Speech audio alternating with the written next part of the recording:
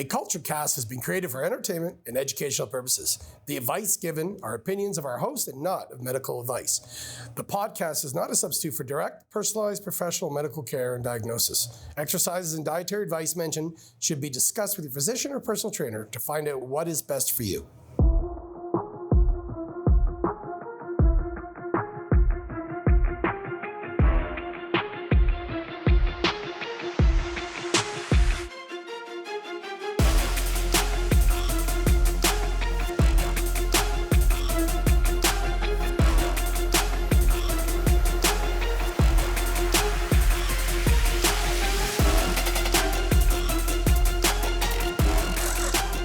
You want to get fit?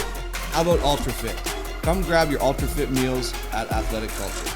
You'll love it. This episode of Kultured Kast is made possible by Paul Sadlin Motors, your local Chevrolet, Buick, GMC, Cadillac dealer on Bayfield Street in Barrie and online at paulsadlin.com. Welcome back to part 2 of Kultured Kast with Mitchell Hooper, and thanks for the enlightening insight for episode 1. And one was more about Strongman and your path in the last 12 months. And now we want to know more about Mitchell Hooper, the guy, the man, the fiance, the business owner, the visionary.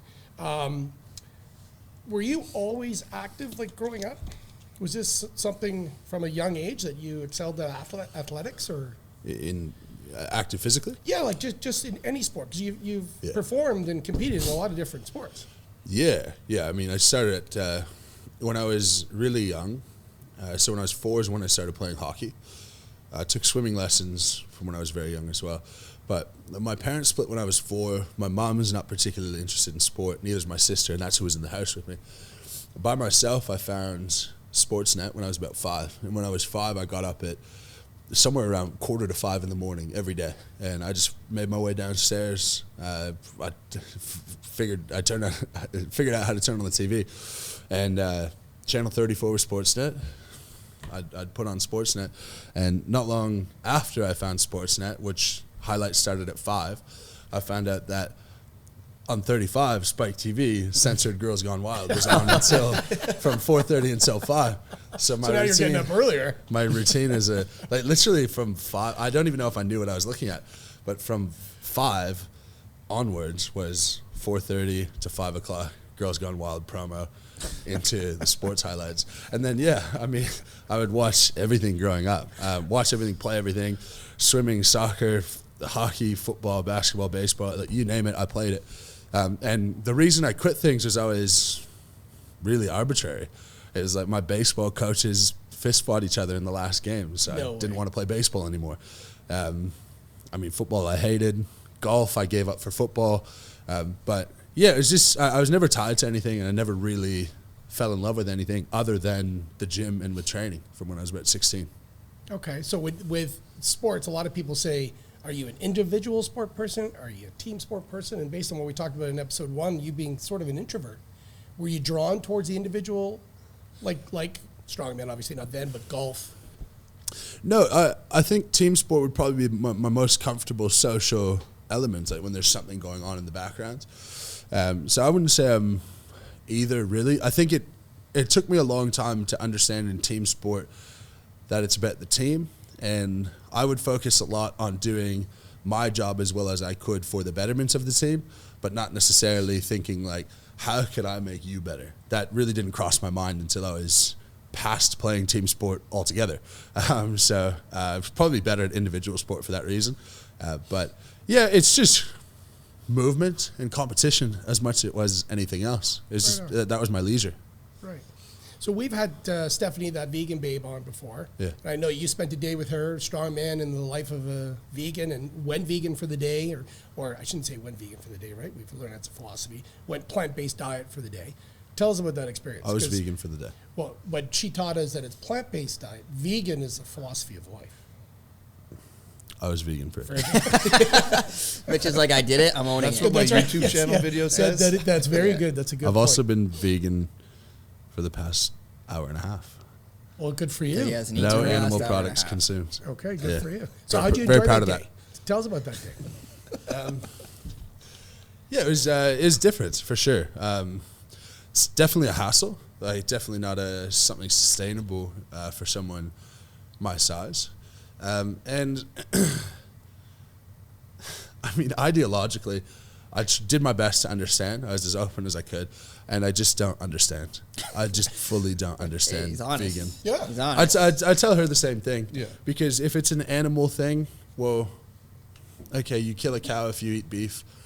You kill hedgehogs and ants and crickets if you eat corn. Yeah. Where do we? Yeah, I talked to my draw the friend line? whose family's a farmer, and she said the same thing. Like, you know, if you're a vegan and you're eating white potatoes, trust me, there's blood on your potatoes, right? When they're being farmed and cropped and all this, like animals are getting killed in the process. Yeah, and also like maybe it's being a man, but I'm like, I want it. If it looks like an animal, if it looks like a stack of ribs, it makes me want it more.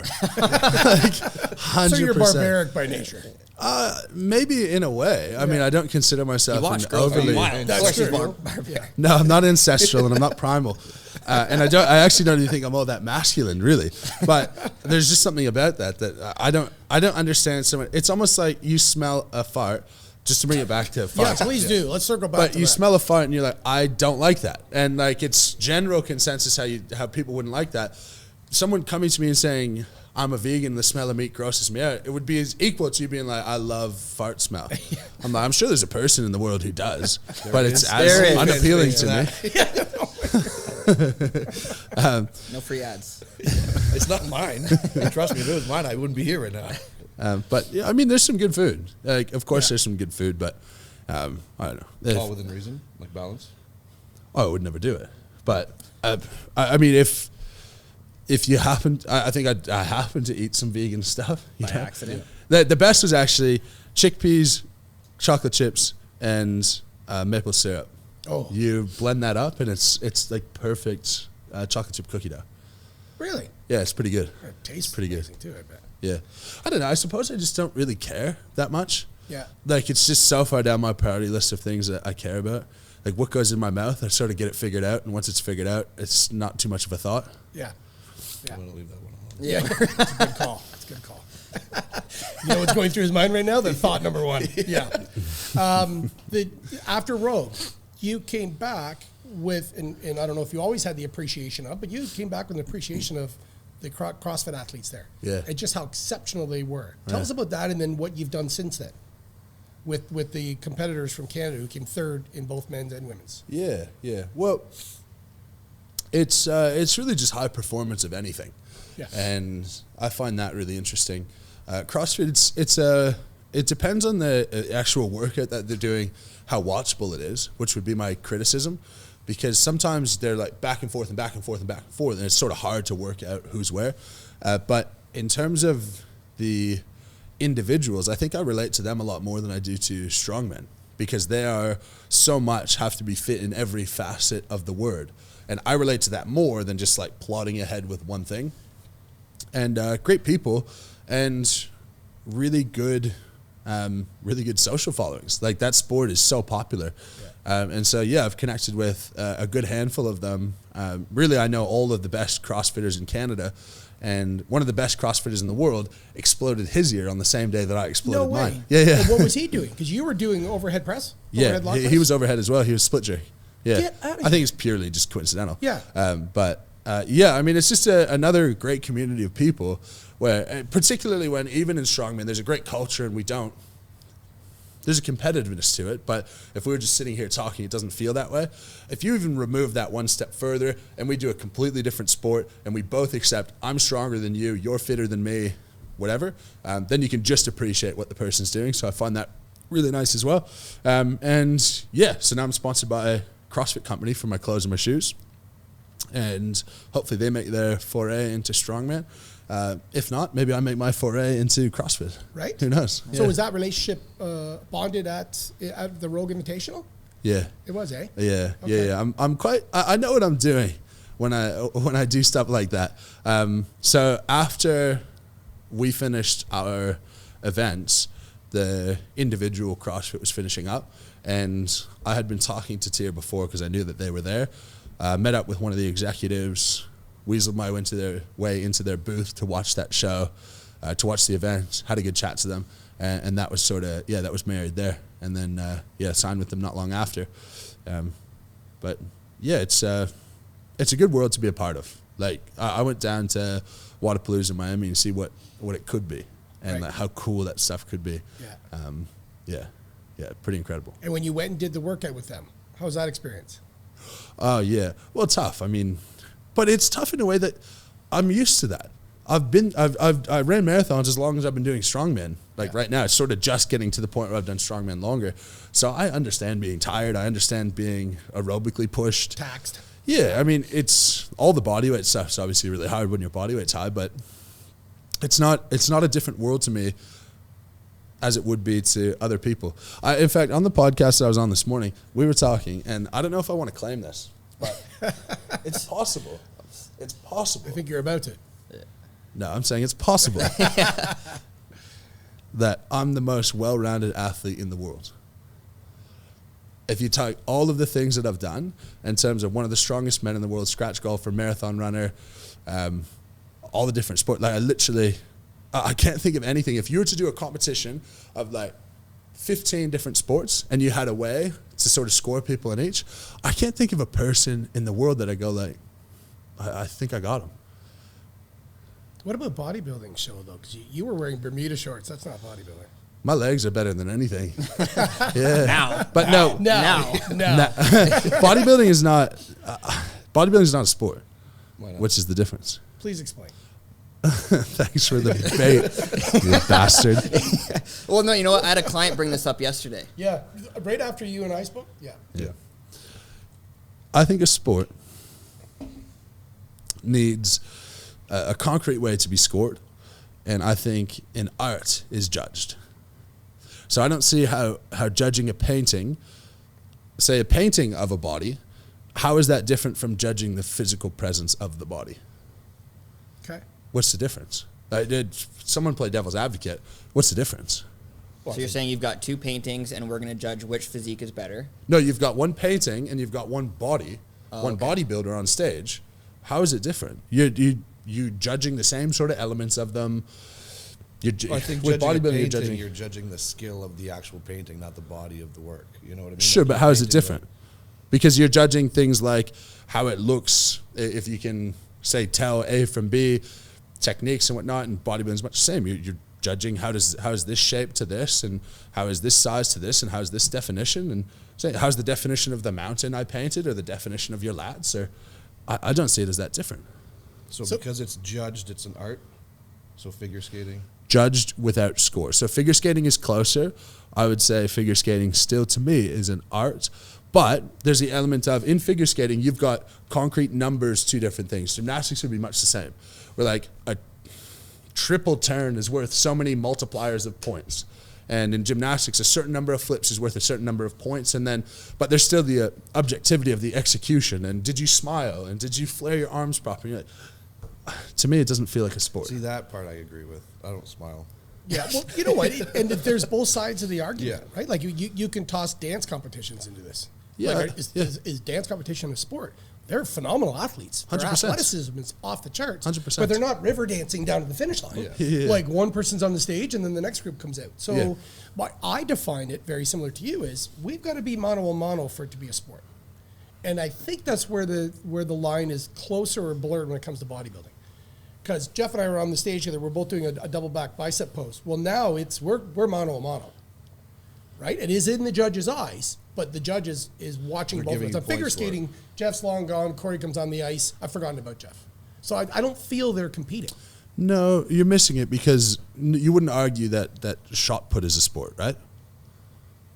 Oh, that's a great. See, I'm always getting. I see what both sides. What I see, like what Mitch is saying, correct me if I'm wrong, is if you're doing bodybuilding and you've got 3 guys up on stage and you've got, say, 5 judges, there could be these 5 judges that say that guy's the winner, and then you could have a different 5 set of judges and they say, no, that guy's the winner.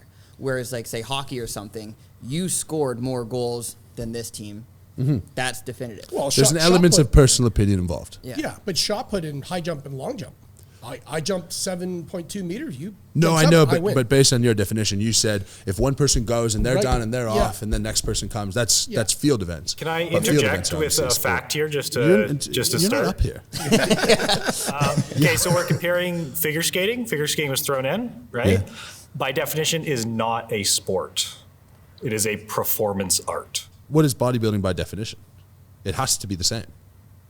He looked it up, and it says sport. in the Bodybuilding definition. did say it had the word sport in the definition.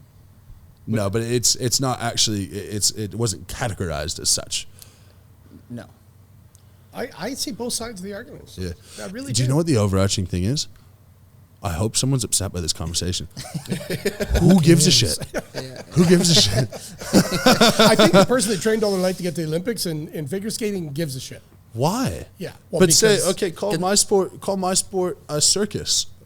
Fine. Whatever. If you, I don't care. Yeah. Whatever. Same thing. If like you at want it to be the- a sport, let it be a at sport. the clinic, if someone calls me their personal trainer who's helping with my shoulder or whatever, you think I care? Yeah. I don't care. It's a really funny thing in human nature for us to care what other people care about, and for us to care what other people say about something else, particularly when it's not intended to be harmful. No, just an opinion. Yeah. It's just an opinion. Yeah, Yeah. I get it. Of all the athletic endeavors you've done, you've listed many. Yeah. What was your favorite? Recreationally or competitively? Both. Competitively, strongman for sure. Okay. Recreationally, golf. Okay. Both individual sports. Yeah, I mean, Just I point that out. suppose. What did you suck at? Is there anything you What's tried your with? place at Fuck your this. bodybuilding show? Yeah, I was bad. Yeah, I was. Oh, were you really? Yeah, I was bad. I was bad. Was it posing? Was it because I saw pictures? Your physique was great. No, I was small. Yeah, I didn't really have respect for the sport. Right. So I'm you not just sure I do do it now, for the but- sake of doing it? Yeah, When just you sort of competed? personal accomplishment. Yeah. I really didn't care that I didn't do well. I just wanted to see, could I get down to that type of body weight? I sort of semi-learned the posing. Like, that probably was the biggest issue. Yeah. But I also didn't look overly great. I wasn't particularly muscular. I looked unwell, in my opinion. And to be honest, I think it's just because it's diametrically opposed, the joints for bodybuilding, the joints for strongman. You're like, you need the biggest, most robust joints for one sport, Yeah. and let dainty, small joints to make your muscles look big for the other. So I think that was really the case. Because I was still 195 pounds, which On is stage? a reasonable size Yeah, that's competitor. pretty big. But I looked horrendous. Like, I reckon I'd need to be like literally 270 to look like anything on stage. But what I sucked at, because you asked the sport that I sucked at, and then Yeah, like, which that one was did you that's try an with? art, so Forget it. we'll have to go with a sport. We knew that was coming. I'm not sure there's been anything really that I've sucked at athletically. Like maybe swimming, I was least successful, but I was one position off of going to the provincial championships. But in that race, I had these like little swim shorts on. I dive in head first, and my shorts. Nice. I like the sound effect. And this is at like a high school meet. Yeah. My swim shorts go No. all the way down to my ankles, and so I'm in the water. Then I pull them up, and then I swim, and then I miss state provincials by one place. No way. So yeah, I mean, I was just doing that for a bit of fun. I didn't particularly care there either. But yeah, in terms of actually being bad, like not figuring it out, no. But I could tell you things I would be bad. I would be bad at gymnastics, of course. I would be bad at. That's an art. That's an art. You're right. Yeah, sport. I would struggle to think of sport that I couldn't make myself competent at. But that's because sports all have the same sort of physical elements to them. You know, like if your hand-eye coordination is good, if you can have good endurance, if you can have good agility, if you can have good speed, good strength, You're gonna be good at most sports. you know, what sport are you not going to be? Say something like soccer. I would not be at a good level at soccer. Like foot-eye coordination isn't that good. Be a goalie, maybe. Probably could be a goalie. Yeah. Goalie would be all right. Yeah. But yeah. Yeah, that's really it. Not to be arrogant about it. If you ask me like what part of your personalities are you bad with, like I could list heaps of stuff there. And I think that's more important than I being could good list at some any for you sport. too, Bill. Yeah. Hit me with them. Yeah. Go.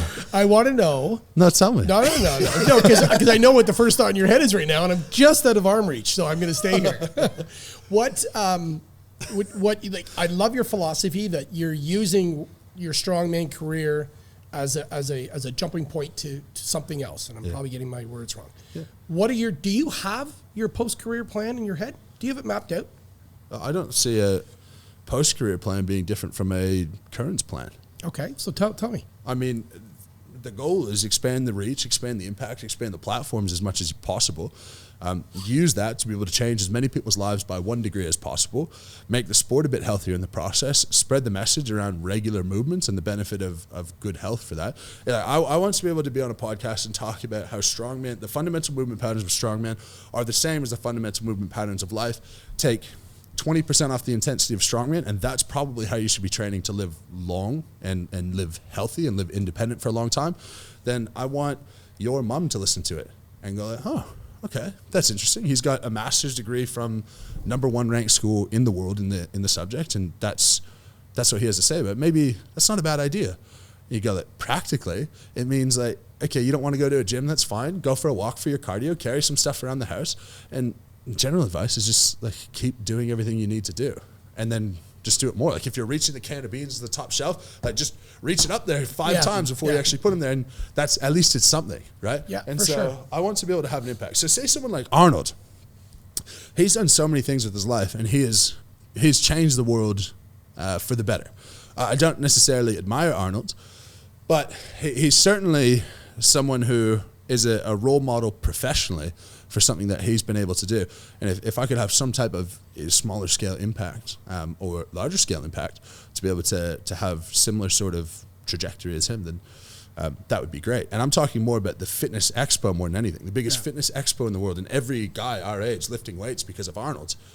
Yeah, if you could have some type of impact to the same degree, that's a pretty fulfilling life. And whether I'm a professional strongman doing that, or whether I'm, it really doesn't matter. You know, like in a perfect world, I have enough of a profile after strongman that people are interested and want to see, like, okay, how does this go in CrossFit? And then you become I would call it a productive personality as much as any, where you've got the personalities who will just sort of pretend to run over someone with their car and stuff. But like if I could use that and do similar type of stuff, but instead go like, here's what the same body can accomplish. I've told you about it. I've said how I've done this and this. Yeah. And like, okay, watch the journey now. And you have an exercise in your life, or like you're a strongman and you're not sure about cardio, like just like watch me go about the process. And I don't think, you can't tell me I'm gifted strength and aerobic and hand-eye coordination, and you can't tell me I'm just gifted in everything physically. It's just you put in some disciplined work at it and you'll be able to get there. Attaboy. What about, tell me about longevity. I know you have a master's degree in exercise physiology, is that correct? Yeah. And then you opened longevity in Australia, you've now brought it to Barrie. Yeah. Tell us about longevity and what it provides for the community. Well, it provides the only option for one-on-one exercise for people with unique circumstances. So in terms of how the health field should work, how it works, say, somewhere in Australia who's a bit ahead of us, is that if you have an injury in the first 4 to 6 weeks, you should go to a physiotherapist who can help speed up that natural healing process. Outside of that 6 weeks, you need exercise intervention to be able to move better. So say someone with long-term back pain or long-term knee pain, something like that, you're not going to get that better with any amount of massaging, acupuncture, pulling, whatever. You need corrective exercise and actually cause physiological change, because the healing time of that tissue is done. Yeah. The tissue is healed, and you're putting ultrasound on it to re-heal a healed tissue. I don't even know what the clinical reasoning would be of someone who's confused. Right. I actually think it could be nefarious at a certain point. But that's sort of one branch of it. The other branch is if you have a unique circumstance where you have heart disease, diabetes, you have, say you're just scared of going into a gym because you're a big falls risk and you have osteoporosis, where can you go? What can you do? We're the only place that you could go who actually is designed to provide that service, understands what medications you take, understands your limitations, understands how to set success. So say a lot of people don't know something as basic as beta blockers, super common to treat heart disease, right? To treat hypertension. Yep. What a lot of people don't realize, if you're on beta blockers, according to the research, you cannot improve your aerobic fitness. Really? But do you know how many people on beta blockers have the goal of improving their aerobic fitness? Because they're told to. And they don't have their, like, and all due respect to personal trainers, you can only do you can only teach what you know and the tools you've been given, and you're just not given those tools. And so unless you do personal research, you don't know that goal is impossible. And so then you have to frame success and go, you can't improve your aerobic fitness. What you can do is improve your relative aerobic fitness by losing weight, because VO2 max is expressed per body weight. So if you lose some body weight, you have the same aerobic uptake capacity, and then you can be fitter. Okay, awesome.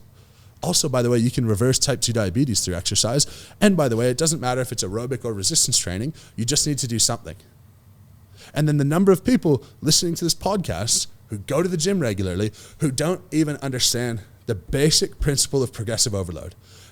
I don't know what you're doing at the gym. There's pro bodybuilders who don't understand progressive overload. It's chest day. I do 3x10 horizontal press. This week it's bench press. Next week it's dumbbell press. And the week after it's machine press. And how do you know if you're overloading? You're like, I just try really hard every time. And then what do you do next? I try harder, and I try harder, and I try harder. And you're like, well, how do you know if you're going forwards or backwards? You're like, because I look bigger. How do you know? Like, are you measuring? Are you pumped when you're measuring? How do you get an accurate measurement? And so just being able to educate on how to treat an injury, how to treat a chronic disease, how to treat chronic pain, and how to get the most of your exercise, that's really what we're trying to do there. And the goal is take this one location and be able to expand it across the country, be able to get it more recognized by insurance, be able to get it more recognized by the government, by the healthcare system. But the bigger problem is that most people, their response when I say what I do, is it free? Yeah. I swear to fucking, if another person asks me if my work is free, I'm going to lose my head. Where else do you go and ask people if their work is free? And then they go, oh, I'm not going to come because I have to pay for it. You're like, do you go to the grocery store? Yeah. So it's a cultural problem where, and it's a lack of personal responsibility in your health.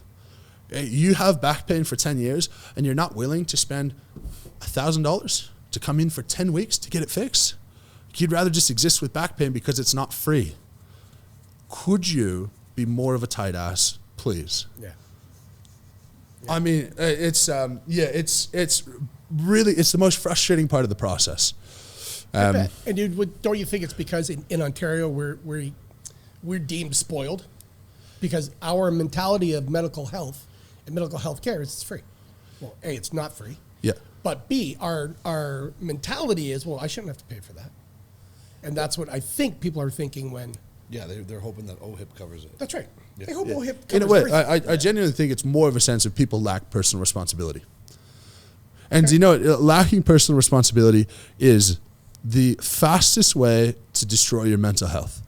Because if you and I get in an argument, from my perspective, the most powerful thing that I could do is say, that was my fault because I could have handled that better. If you're someone who exists in the world and everything should be paid for and everything should be done for me, and if someone's mad at me, it's their fault, then you have no control over anything that happens to you from your perspective. Yeah, it's everyone else's fault. If it's everyone else, if you're in control, if we fight, then like, I hope you're in a good mood today because I hinge on you and you and you. And if this podcast goes poorly and I say, you know, it's because I'm not that interesting. Unfortunately, I'm not as interesting as we thought I could be. Then like, okay, that's my fault. Then like, go do some more interesting stuff and bring it back and do it better next time. Yeah. And I think that's the problem. I think people, they look at their health and they expect someone else to solve it for them. Yeah, I love that. So true. Yeah, that's very true. What about Moose Strength? Tell us about your... That's heaps of stuff going on there. Right.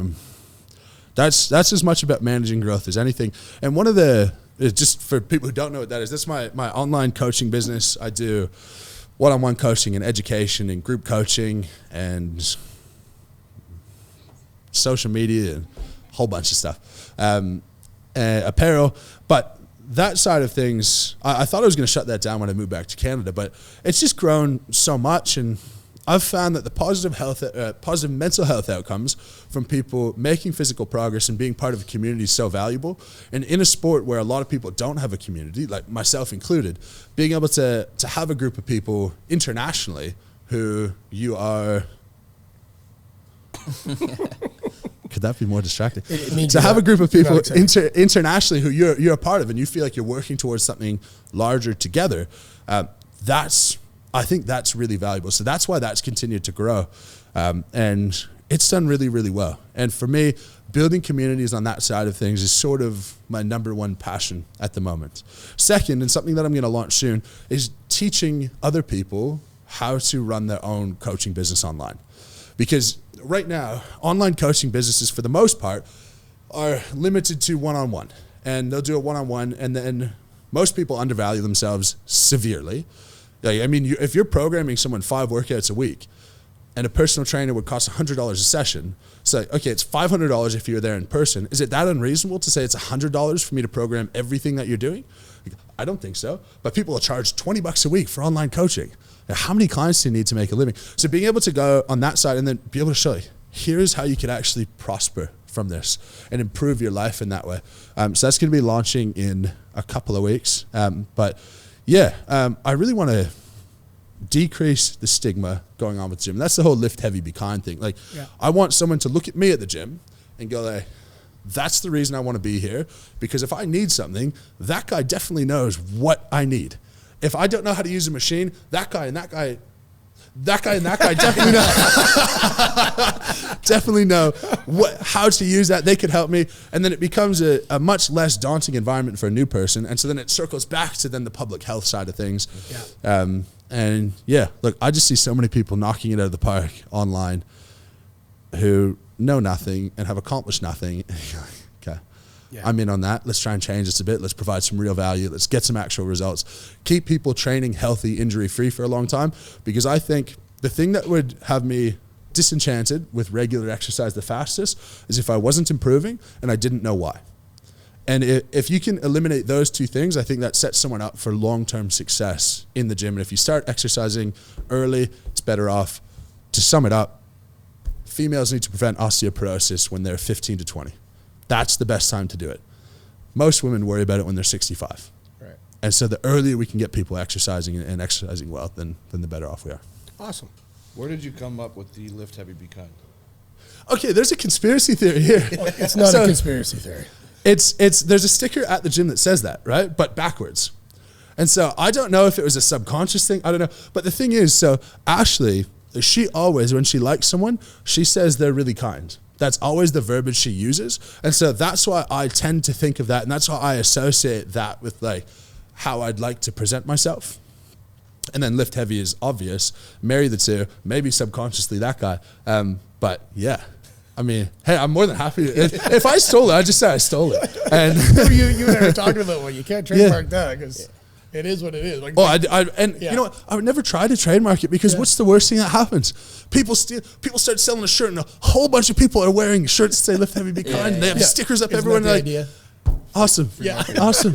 Yeah. Please do. Please go sell it. Yeah. Please. When I was watching one of your very first YouTube videos, you were doing the tour of your house, right? And you were in your office and you were kind of talking about your and Ashley's time spent over in Australia. You guys were over there for 4 years? I was there for a little over 4. She was there for a little over 3. Okay. Yeah. You came back with an accent. Yeah.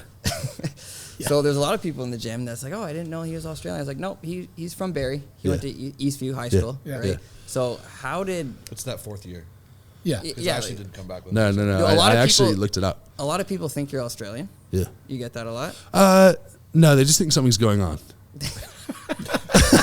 Like, not that I'm Australian or I'm Canadian or this is what's the situation here? It's actually funniest talking to people who knew me before I went there. But I did look it up, and there is a concrete answer on why you adopt an accent faster. And in an evolutionary sense, to fit in with a group is advantageous, right? But what having the accent, and I'm not joking, what having an accent quicker shows is that you have higher levels of empathy. Really? Yeah. Shut his fucking microphone off. So that's what I'm claiming, that my empathy is higher than Ashley's. Than Ashley's, Yes. Okay. Yeah. Okay. And you said it out there now. So it's But by the way, the Australians also say I sound like I have a stronger Canadian accent than Ashley. Yeah. Lesson being, I need to shut the fuck up. All right, let's close out with another round of rapid fire questions, but I'm going to have a special guest come up, our back-to-back annual... Wait, I have one question. Oh, yes, I forgot about this. Have you ever shirted during a lift? No. No? What about in life? No. No, you had to think about that one. Yeah. No. I mean, I've proved myself, of course. Not as an adult, but one time, here's a good story for you. Early in life. One time I was in probably grade 4 or 5, and I had to go. And I was like trying to pinch, and I was turtling. And then like I pinched off a nug, and I'm like, oh shit. And then I didn't really. And it was on the ground. I shit you not. That was at recess, and like kind of like near an entranceway, and then someone got it on their shoe. And I think right now is the first time I've ever actually told that story. 100% true. That's a visual. I'm not going to get it for a long time. You want to swap out with this guy? I need a minute. Okay. Back-to-back Employee of the Year. Sandra, come on up here, please. Ooh. Do you want her over there? Yeah, no, she can stand with me. Okay. I'm not going to recover from that quickly. Oh, my God. That was awesome. Like sometimes still. Okay, so everybody listening to this, please go to YouTube, like, subscribe, and watch him pitch a hogue.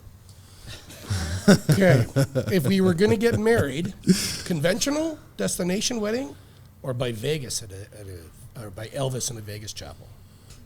Destination now. Yeah, let's speak into the Okay, mic. destination. Quick follow-up to that for Sandra. Who is it on the cards at the moment? Sorry? Can you tell us who it is on the cards at the moment? Because last week, Sandra took Tuesday off work. Oh my God. She came in, she posted a picture Tuesday night, dressed to the nines, and came in Wednesday glowing. Exhausted. Glowing. She looked tired and happy. Are you happy I brought you up here? No, So, who is it? I'm not saying I'm not saying anything. Okay, conventional. Probably conventional. Conventional. Destination. Definitely conventional. Oh, totally Elvis. Last time you were kicked out of a bar. Oh, get this. Being Hold on. Did you pitch a hogue at the entrance? Get this.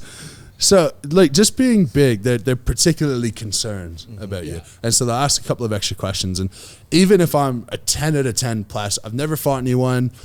I might say as many rude things as I normally say. It's just, I was literally walking, and that was the bouncer. And the bouncer was like Corey's size, which probably added to the smallness. Massive. He's huge. Like, a lot of the bouncers And these so days are small. I made eye contact maybe for this long. And I got kicked out. Simple as that. I was pretty drunk, but that was it. Yeah. It was incredible, and they were like worried that I was like trying to posture towards them. I guess I just have good posture, but I've that never was last seen time. anybody get kicked out of a bar without any type of, I don't know. I got kicked out of the ranch at a classified show because I did posture up to somebody. Okay. But then I wouldn't let the bouncers kick me out, so it took like 6 of them to throw me out. Anytime Don't you that love that? As a bigger guy, so I did the same thing. They started to try and escort. I'm like, do not touch me. I will walk out on my own. Oh, I was like, take me out, let's go. Right. And it took, Right. and they literally like, you know, the Fresh Prince how that Phil threw out. Yeah. They threw me out, and I was like, no. Anytime that I've been with Jeff, you know, sometimes he's at the point where they don't even let him in the bar. Buddy, Yeah. I was in Vegas with my family, I think 2011, and I was with a couple of my nephews at the time, and we're walking up, and we've been drinking. I've been up for 72 hours playing poker. I'm absolutely plastered. We're walking up to Coyote Ugly. They walk in the door and just looks at me and goes, "You're not getting in." I just looked at him and said, "Good call." I turned around and went back and passed out. Didn't even get in the bar, Paul. Good call. What do you sing in the shower? I think you asked this question before. Well, just fucking answer it. Sandra wasn't here. Should we quit that? Yeah, I listen to reggae in the morning, so Okay. I'm like a Bob Marley. Like it? Shallow. Nice. I like that's that good. song. Yeah. That's a powerful song. Don't stop believing. Anything that you know the words to. Have you ever cried at a movie, and which one? Well, can I answer the Well, fucking fucking question, hurry buddy? up. This isn't a research question, pal. No, Why no, don't you look at your phone to it figure is out what because you this is sang my in the new. shower. Well, because I people won't know what it is until they hear it. It's this song. Do you know that one? I love it. I love it.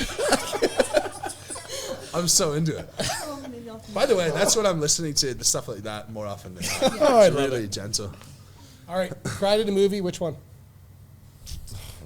Fuck. Well, I mean, The Last of Us episode 3, buddy? bald, Bawled my eyes out. fucking bald. What show is that again? The The Last, Last of Us. I Oh, just The fucking Last It's a said it, Corey. zombie. I didn't show, hear and was you, bawling so I my asked eyes you. Movie. You know, fucking any like Lion King gets me. You know, out. God damn those animation movies. When Mufasa dies, man, like oh I can't God. handle movies when someone's sick, like terminally ill, like those ones. No, those are. Those Don't ever are watch the- Philadelphia. That's a tough one. Yeah. Did you ever see The Christmas Shoe?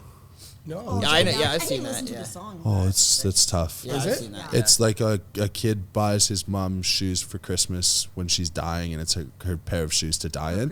It's like way too much. Way, Yeah. but yeah, I've seen Yeah, that. even episode 3 of The Last of Us, I'm like, this should not be allowed. yeah. No. Like, why is this allowed? Oh my God, this is the saddest. Marley and Me is a tough one as an honorable Yeah, mention. that's a tough one too. Good call. All right. You have to take a shite in public. Just on the The ground, man. last, just shake one. Just shake one. Just eh? shake it out. The last stall, the middle stall, are never a stall. You're never going in public. Oh no! If you gotta go, If you gotta go, you gotta go. I like the handicap I one, like to the be honest. handicap stuff. I like that. Yeah. Like You're the guys in there, right? When I went to do the passports, I went to the bathroom and I barely fit in the stall, so I had God, to this turn is all the fucking sideways thing I to hear wipe. about Jeff with It's every just fucking shoulders, story. shoulders. I don't fit here. I don't fit on the airplane seat. I don't fit in a and normal. you person's don't stall. understand that because you're so small. Yeah, just Like, everywhere. I fit everywhere. But Mitch is Fuck fine. you. Mitch is fine sitting in a plane, ILS. right? Yeah. I got lats, bud. ILS. I got lats. What I will never understand someone who won't poo in public. Wow. Like that is that. kind of lost some credibility on this topic. I tell you. But seriously, that has to be the most pretentious, arrogant thing on the planet to say, like, I won't do the most normal human behavior because my ass, not even my ass, my thighs are so clean that they couldn't possibly touch where another person's thighs have been. Yeah. It's a very odd emotion, but definitely handicap stall as the Yeah. answer. So I am the guest here. You're having an issue giving me, letting me answer. Just so you know. Well, be quicker. I think my last one. I'll let you go first. Okay. Avatar is the top grossing movie of all time. Boring. Pardon me?